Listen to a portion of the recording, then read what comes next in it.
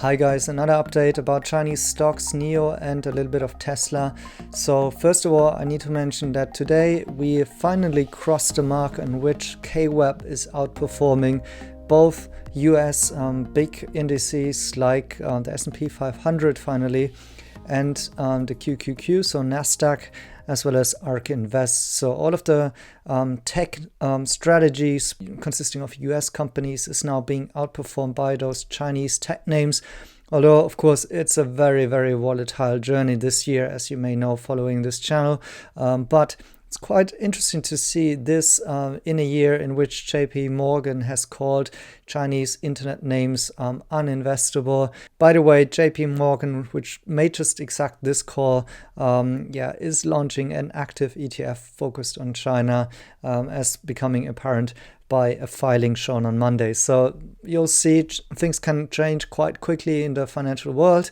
Unfortunately, also to the downside, but as discussed yesterday, maybe the sell-off in the HSI was rather profit-taking, and some interesting news coming out this week may actually support a further rally, but we'll see. Today we got the job data and so far a good reaction by the markets. Let's see what's going on tomorrow with the PPI. Now, first off, some important news for NIO here. Beijing has now reopened, and also for NIO, so the delivery center is now back online, as well as most of these swap stations that you can see here. So previously you can see some of these have been grayed out, and now they are back in green. That was actually starting at the 24th of November, so quite some time already. And the Beijing delivery center is quite important and very huge in NIO's terms there. I think might be second biggest city in terms of deliveries after Shanghai. I need to do some fact checking there. But anyways, that's good news that these deliveries can possibly resume now. Fingers crossed that nothing's happening there anymore, and that people in Beijing finally get their NIO cars delivered. And just as a little fun fact, there are more luxury cars being sold in Beijing alone than in entire Japan. So this gives you a little bit of a scale. So why China is so important, not only for NIO, but also for other manufacturers. Going to speak about Tesla in a second. But first of all, on NIO, as I mentioned in my previous videos, I'm setting much lower expectations actually on the December deliveries. I'm not sure if they can meet even their lower guidance. We have now the first week of December data coming in. For NIO, it was 3,141 cars. Not as good as, for example, Li Auto here, which is not an EV company, but also Tesla, for example, a little bit struggling here, 11,670 cars. That's not terrible, but it's also not great. But I wouldn't read too much into such weekly numbers, because this alone doesn't tell a trend. We're looking a little bit more in the longer trend here. For example, this one is comparing NIO in red here. So you can see this dotted is the trend line for NIO, and it's coming in a little bit lower here, of course, than last week.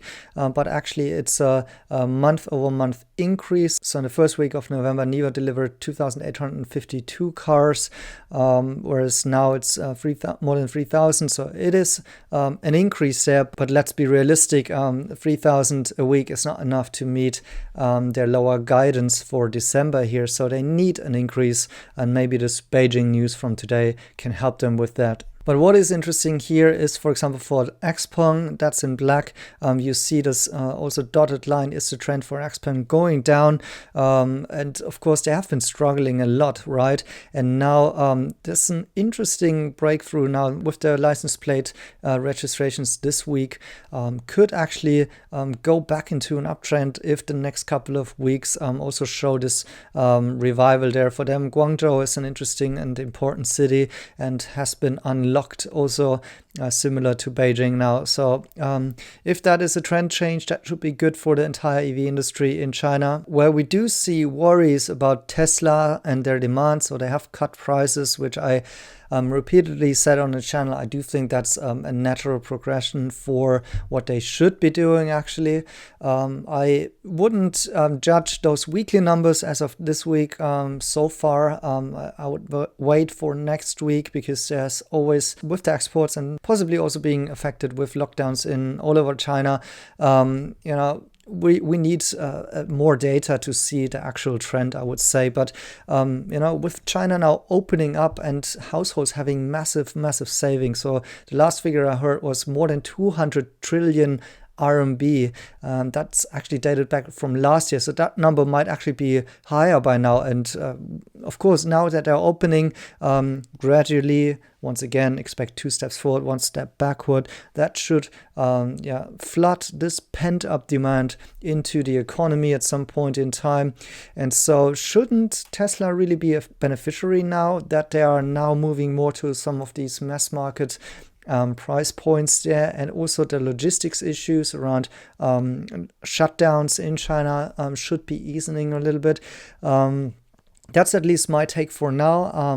Interesting to see that the markets are not giving any credit to Tesla for that. But on the other hand, of course, demand questions are a big killer in the perception of investors. So that's possibly explaining the underperformance right now for Tesla. But for me, as I'm invested in both company and having kind of NIO as a hedge there, I'm not feeling it as much. Although, of course, I'm also watching this very, very closely. And to be honest, I am a little bit concerned about Tesla here. But I do think that the product is good. I do like if there are decreasing prices, if they can organically and forwarding some of their cost efficiencies and thereby tapping into a bigger market. I hope that will be fruitful, the strategy. But unfortunately for the stock price, it's taking a big hit right now. Let's see, all quite volatile as the Chinese stock prices and EV stock prices overall for now. I hope you enjoyed this quick update. Thank you guys for watching. Please like and subscribe. Make sure you hit the notification button so you get a notification whenever I post a new video, and then see you in the next video.